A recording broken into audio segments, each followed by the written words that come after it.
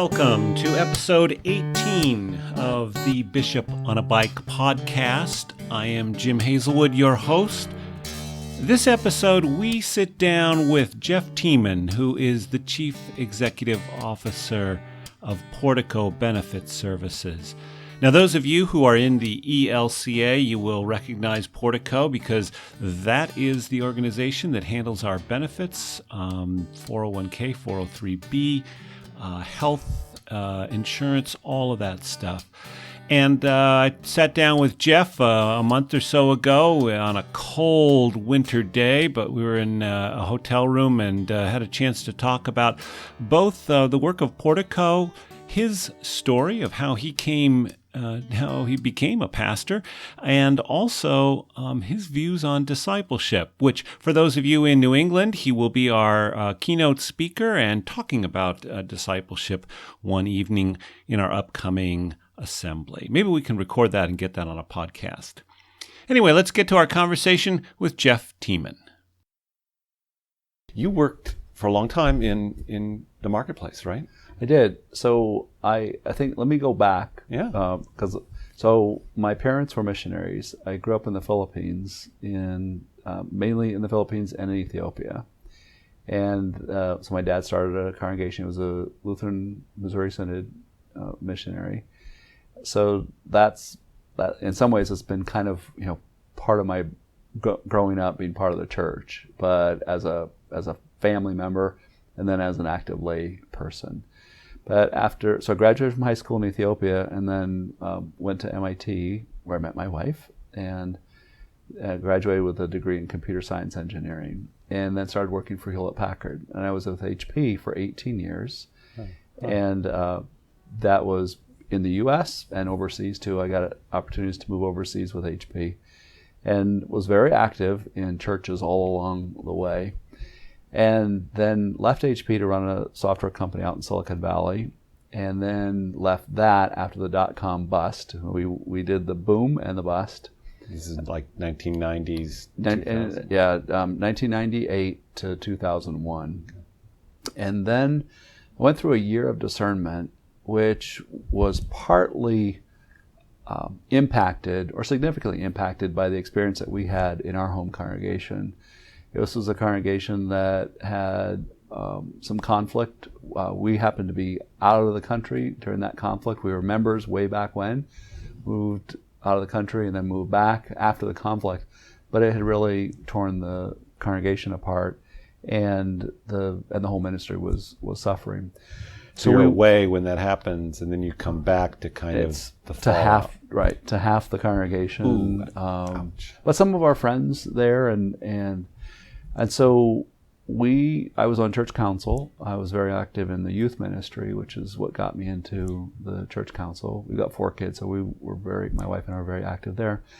And what happened was we went through this really amazing journey that brought the whole congregation together around where could we go.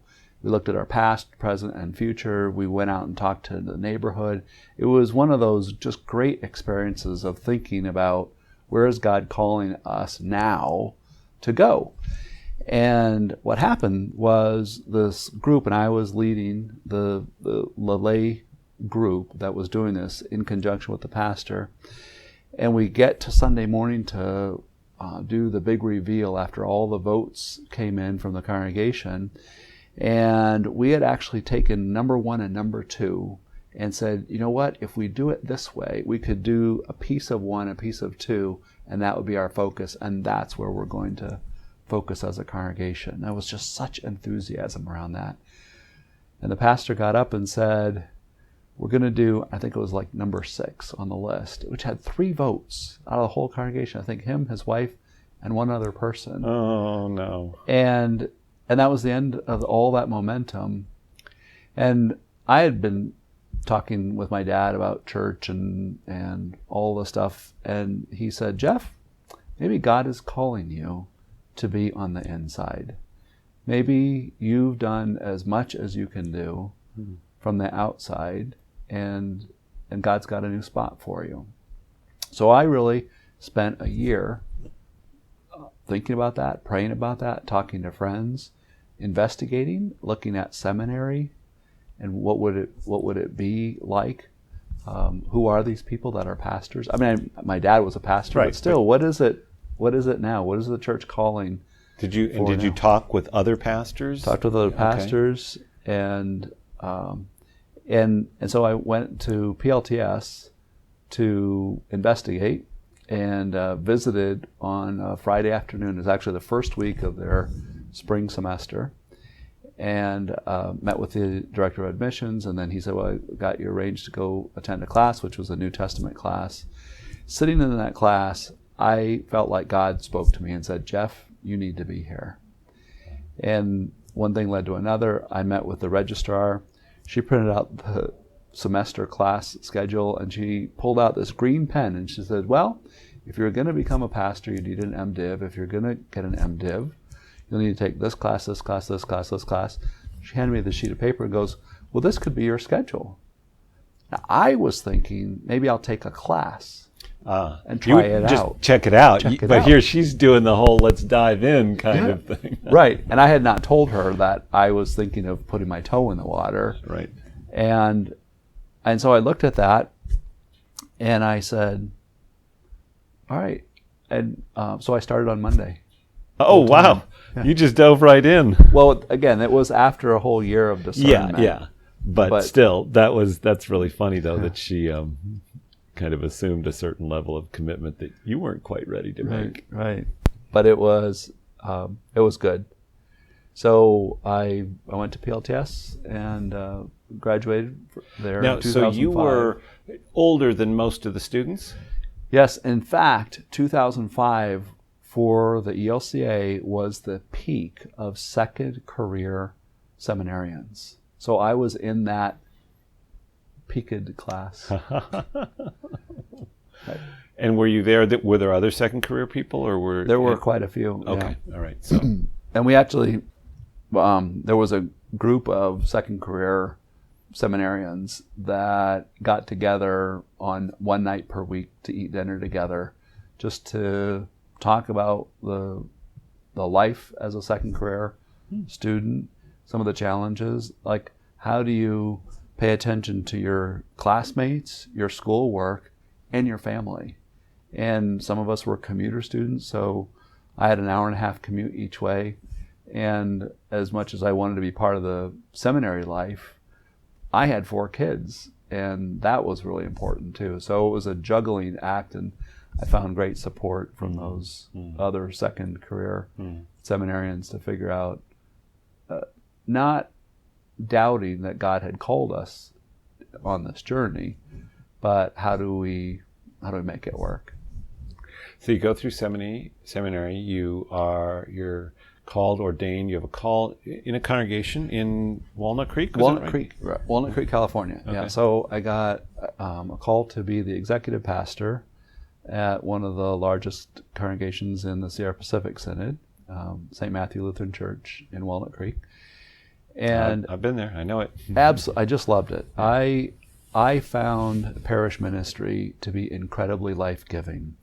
And the way I looked at it was, I mentioned I was very involved in the youth ministry, and I helped lead a group of students to go to Costa Rica on a mission trip.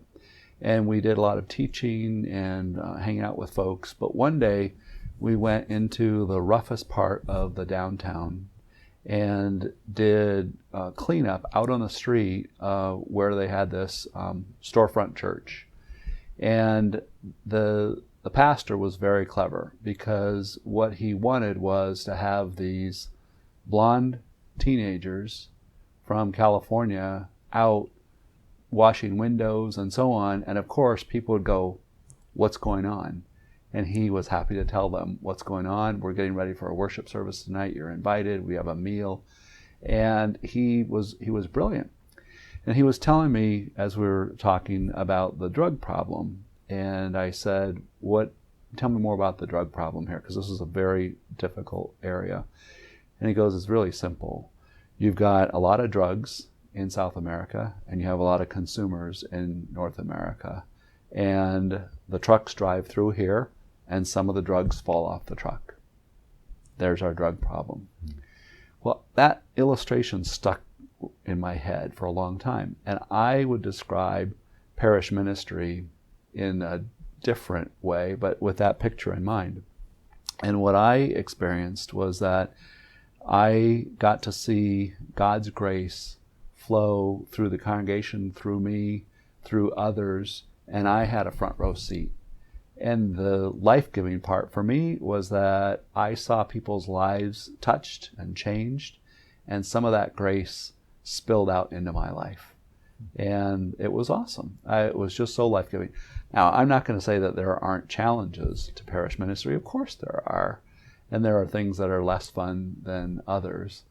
But I think partly that sense of call, that this is where God really wanted me, gave me quite a bit of assurance to move confidently there.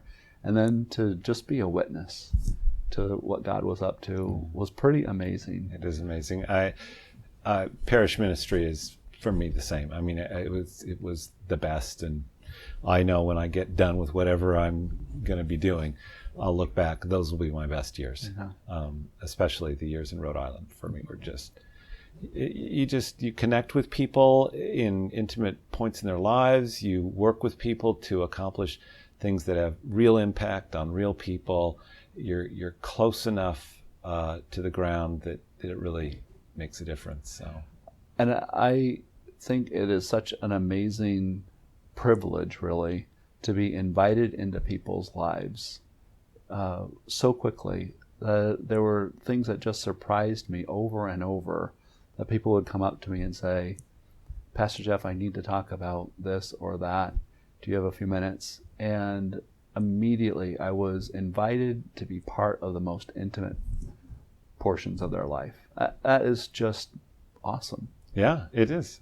Yeah. No, I agree. It's awesome, and I don't think there's anything else like it in our culture that I know of, where that you have that access, and there's an expectation to engage about real stuff. Right. That deep engagement as part of the community is very different than almost anything else. It's different than anything else I can think of. For example, if you're a firefighter, you go in and you do your work, but then you leave that community. You're not part of the ongoing healing process with that family. You do very important work, and then you step out. If you're a therapist, you step in, but then you don't become part of that person's family. You don't eat meals with them and so on. But as a pastor, we're invited, we're even expected to be part of that community. And I know that can put a lot of stress on the role of being pastor and having that responsibility. But all in all, I found it to be very life-giving. Yeah. And it's wonderful that you had that experience, which then, you as a parish pastor, well, really as a lay leader and then as a parish pastor, and so which informs what you do now. So what happened? I mean, I kind of know some mutual friends of ours who are involved in this, but you made this transition from being a pastor at St. Matthew to the CEO of Portico. What happened? So when I was a pastor at St. Matthew, I was elected to the Board of Trustees. And the way of Portico Benefit Services. So, and the way that Portico's governance works is that at least 4 trustees need to be plan members. That way, the plan members have a say in the benefits that are there to serve them, serve the whole church. So I was one of those plan members as a pastor that was also a trustee. And about a year into my being a trustee, my predecessor announced that he was going to retire, and one thing led to another, and the board elected me as the new CEO. Yeah. And we should tell, for people that don't know, what is Portico? Portico Benefit Services is one of the ministries of the ELCA, and our responsibility is to lead the effort. We don't do this all by ourselves, but lead the effort around physical, emotional, and financial well-being for church workers and their families all across the ELCA in the U.S. and then our missionaries overseas. We do that by providing benefit plans, retirement plan, health care, life insurance, disability, and then through a partnership, long-term care. And we do a lot of education to help people live well. And the way that I like to describe it is that I love John 10:10, where Jesus talked about that abundant life, that he came that we would have abundant life, or life with the abundant. And that abundant life is a gift that has been given to each of us from God. We don't have to earn that gift, but just like any gift, we can either put it on a shelf and ignore it, or we can open it up and see what's in it. And the way that I look at our ministry at Portico is to help people open up that gift of abundant life. Now, we don't do this, as I said, we don't do this on our own. You really lit up when you used that word, open up. That was, I could see it in your face. It was very expressive. I mean, in some ways, it's like that kind of deep connection that I had in the parish ministry. But now we have 50,000 people, so I can't do that one-on-one. But I do get lots of chances to meet with our members.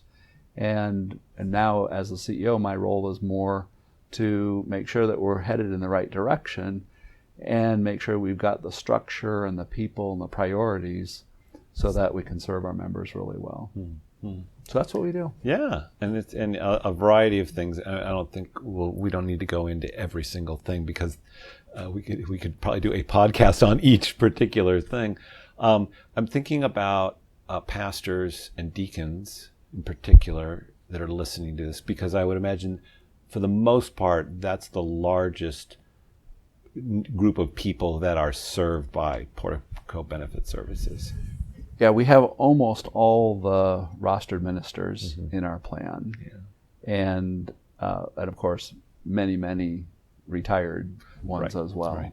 So, what are like one or two, just kind of highlight the big things that if they're listening to this that they wouldn't know, or would be an aha, or I'd never really thought of checking that out that Portico offers. There are a couple of things that come to mind about what we are doing now that are different than maybe people would have thought about benefits in the future or in the past.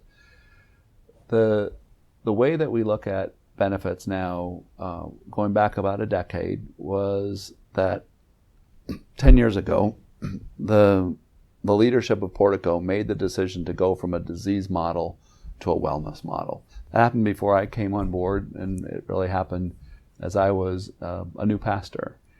And that's one of the things that really excited me, was to think about that, and really that idea of wellness, and that it really is that gift, as opposed to I'm going to treat the disease. It's more about how do we help people live into the wellness that's been given to them as a gift. Well, when you take that one step further, you then start to realize that you need to be much more individualistic. My path is different than your path. Every rostered minister's path and needs, their situation is different. So what we're doing today with Portico is moving from a one-size-fits-all, as much as we can, to much more of an individualized approach. That requires us to really know our members, know these rostered ministers, know the lay workers that are in the congregations, the youth directors, the parish administrators, and many other roles that make this whole ministry work, and understand what they need and how they look at their own well-being and how they face the challenges that come their way. Then what we do is look at our resources. How do we help our members have the resilience to be able to recover from and also avoid those issues or illnesses or injuries, whatever comes their way.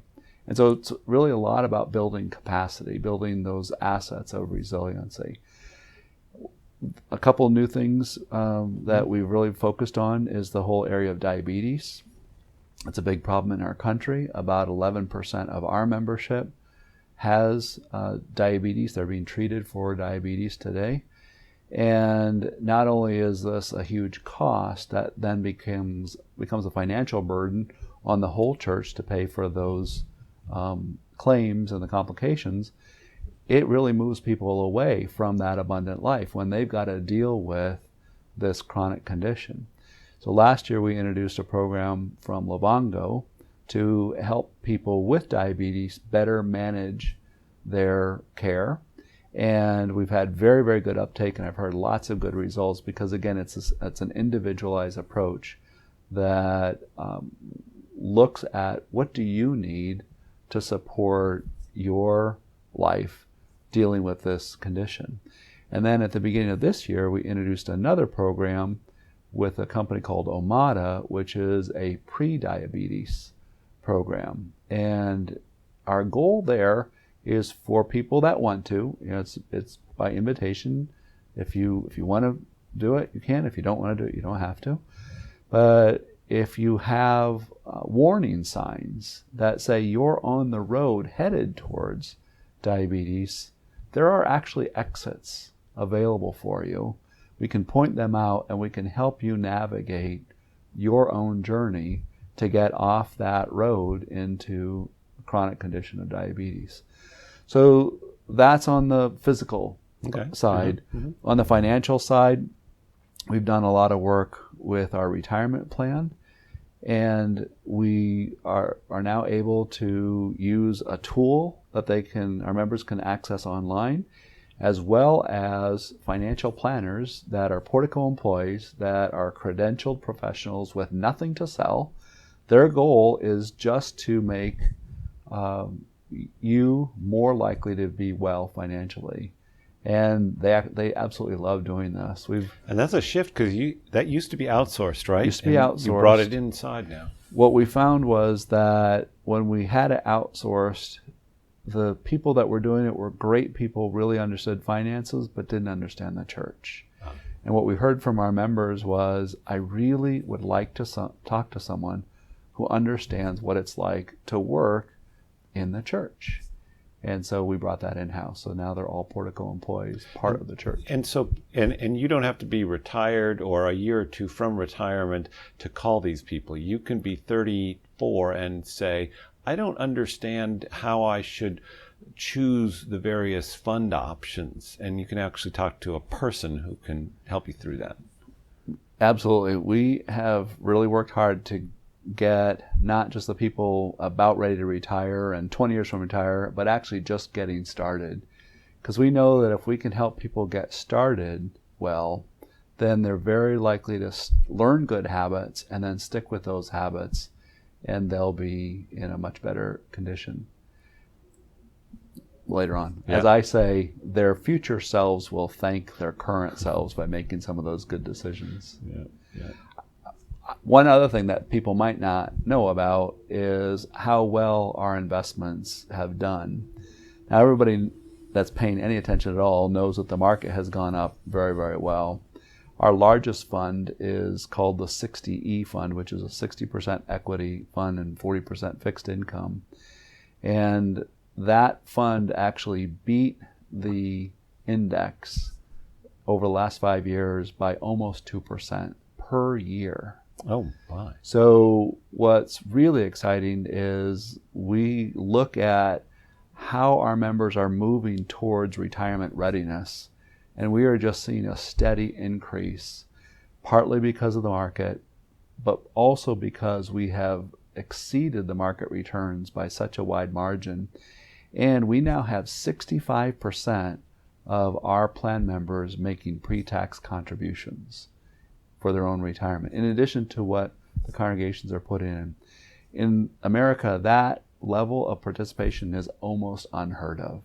So I think it reflects extremely well on how I see our members responding when we do a good job explaining what we'd like them to do and why this makes sense.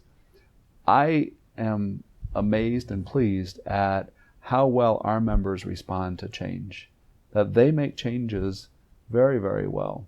So if you think that Lutherans don't change, the church doesn't change, I think you could look at a lot of our members and you'd get some very positive counterexamples. Great. Interesting. That's good to know. So I want to spend some time talking about another passion of yours, which is actually when you're coming to our New England Synod Assembly in June, and that's discipleship. But I'm really looking forward to this because you have my sense is a different or a unique view of discipleship from how it has been maybe typically taught as a almost book knowledge, like workbook and kind of thing. You're looking at something else. So just let's talk about that for a little bit.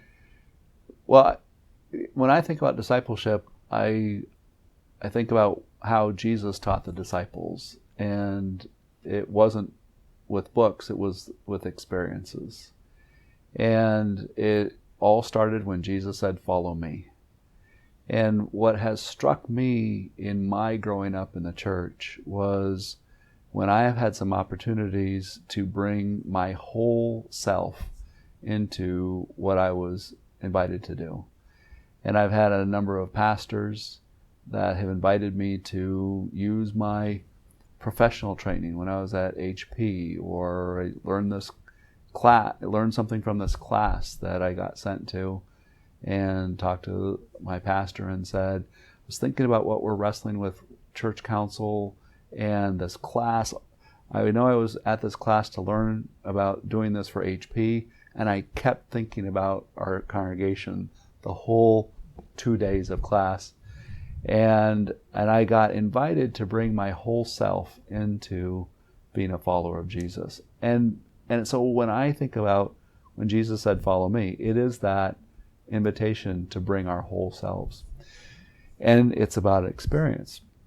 So when I think about discipleship, I think about both the person that we're following, which is Jesus, and there are others along that journey that are also following Jesus that can help me pointing ways and say, here's what I've done. I've done this. I learned this. Here's where I felt I was going off track. But there are people that I can follow as they follow Jesus. And in the same way, there are people following me and following others. And so it is that dual role of being on this journey with fellow pilgrims, knowing that our goal is to follow Jesus, but we're supporting each other, encouraging each other along the way. So I would say, think of it much more communally. Very much. It's not communally. an individualistic me and my discipleship workbook. It's not. And and think about when in Luke, when Jesus sent the disciples off, he sent them off 2 by 2. This being a disciple, this being church, is not a solo kind of calling. I have a pet peeve. I really dislike the term solo pastor because it's a misnomer. I understand where it comes from, but it really is the wrong name for what one is called to do. We're never solo pastors. We're never solo anything in the kingdom. Wow. Yeah, no, that's... You're going to make my staff have to change their vocabulary. Well, but I get what you're talking about, which is, that we're... Even if you are the only Word and Sacrament ordained person in a congregation, if you do that ministry with a solo mentality, not much is going to happen, because then it's just one person's show in many ways. Right. That's not getting us anywhere. Yeah. Huh. And so what's really interesting about discipleship is that we are in the transformation business. Now, it's not us that are pushing on someone to transform them. It's really that invitation to let God be at work in their lives. And I see so many times Jesus uses agricultural language in the parables and in his teaching. The word that really jumps out for me is the word cultivate. I think that we are called, as leaders, we are called to cultivate disciples. Mm-hmm. And I know we're called to go, make disciples of all nations. But the way that we do that, I think, is cultivating. And what I like about that word cultivating is that it combines both a set of actions. If you think about a farmer today, a farmer has to do a whole lot of work to cultivate crops. They have got to be educated. They work really hard. And they also have to realize that they have to be humble. They have to count on God providing rain and not too many bugs and so on, right? And so the reason why I like cultivating so well is that it helps me remember that I have a role to play in God's kingdom, but I'm not in charge. And I need to be humble and realize that it's God that is up to the making disciples, not me. So how would you see this playing itself out in a typical Lutheran congregation? One of the diagrams that we've used to think about discipleship in community is a triangle, and we, on those 3 points of the triangle, we have talked about 3 different kinds of activities. One is an event, so think of a one-time event. Second is a program, and then third is a lifestyle. Now the goal is to help someone enter into the journey at some point, but eventually this life of being a disciple of Jesus is a lifestyle. And it's something that permeates everything about us, in the extreme, right? So that's what eventually happens to us as we live this life, and it has a bigger and bigger impact on who we are. But the way that I think about it is that it may start by inviting someone to an event. It may be a walk in the community to raise money for some charity that our church has gotten involved in, and the person says, "Sure, I'll come and I'll walk with you. I'll walk 5 miles," and that was great. But that event may interest them enough in the life of the church or the ministry or whatever it was that they were invited to then want to be involved in a program. So I remember we had a retreat. A bunch of guys had a retreat. We were actually on a mountain, and we were talking towards the end of the retreat about heading down into the real world. And we were outside during a break, and people said, "Well, what can we do to keep this mountaintop experience going?" And a bunch of people were kicking ideas around, and one person said, "Let's climb Half Dome together." And people said, "Yeah, that would be fun." And then someone said, "Well, we'll have to train." And then someone said, "Well, why don't we'll do training hikes, and we'll incorporate some of the prayer time like we did on this retreat into our training hikes. So we'll get together every few weeks on a Saturday, and we'll go on a hike, and you can invite your friends, but we'll have a time where we stop and pray for each other, just like we did here on this retreat. And then whoever wants to go on the hike to Half Dome, then we'll do that." So what started off as an event in the minds of these guys then turned into a program, and we did it for several weeks, which was good because it did take some training to prep for climbing Half Dome. And then eventually we did actually climb Half Dome as well, and that was a really fun experience. We did the whole hike as a series of learning about the life of Jesus, starting off with Jesus' baptism at the beautiful falls at the bottom, and then we ended with communion up at the top of Half Dome.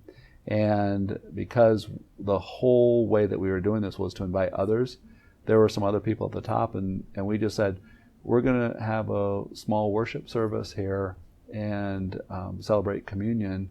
If you'd like to join us, you're welcome to. And so these people joined us for communion at the top of Half Dome. Nice.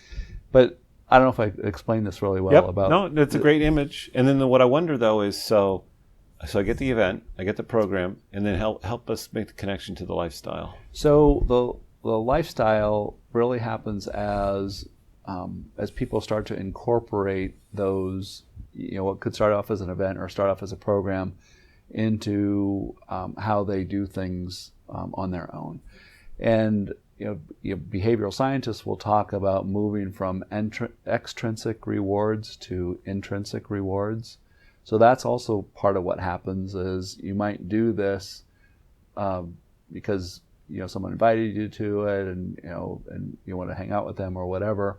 But as you start to do this, you really start to enjoy this, and you experience the fruits of the Spirit. And so now all of a sudden, that time of prayer, for example, starts to have an impact on your life. And now, maybe not perfectly, it becomes a daily practice. You might, skip a day or whatever. So none of us do this perfectly, but more and more it becomes part of our lifestyle. What's interesting is that when something becomes part of one person's lifestyle, when they talk about it or do it or just invite others to be part of it, that actually can then create an event for someone else to come along. And it could be, hey, I'm going bike riding, or we used to have in our parish, we had a golf and then bagels and prayer time. And so we would go golfing, we'd go play 9 holes of golf early Tuesday morning. And then we would go from the golf club then to a local bagel place. Everyone would grab bagels and coffee, and then we'd go around the table and say, what can I pray for you? And anyone was invited to bring friends to play golf, and we told them, if you want to have bagels and prayer, we're going to do that. Some people did, some people didn't. But what for us was part of our lifestyle, every Tuesday morning, golf, bagels, and prayer became an invitation event for other folks to participate. And what I'm realizing, and it's in both of those examples that you've talked about, you have, and I don't think I don't know how you intended this or not, but you have used examples that are outside of church buildings. How much is that? Did you just kind of stumble into those things, or is that like intentional about it? Yeah, we obviously did things. We certainly did things. You were in California. You can go outside all the time. Yeah, it's really nice to be outside church buildings in California. We did things inside the church buildings. Okay. We had really big programs. We had a really vibrant youth program with 100 kids there every week, and so there were a lot of things to invite people into. But we also did make a very conscious decision to ask ourselves, for this thing, do we need to start it, or do we need to go where other people are? One of the best examples of that was, this is not something I was involved in, but some of the other folks were really interested in bicycle riding. And they thought, why don't we start a bicycle group? And they had different ideas. It could be families, it could be multiple age levels and skill levels and so on. And then one person said, there are a lot of biking groups already here. Why don't a few of us go and join one of them, and let's just show up and be part of their group, and let's see what happens. And so that actually is what happened. And they talked about their faith with the folks that they were biking with, as opposed to created the church biking group. Perfect. That's great. That's it. Yeah. Good. Well, we're looking forward to having you. Well, thank you. Yeah. I'm looking forward to being with you. Yeah.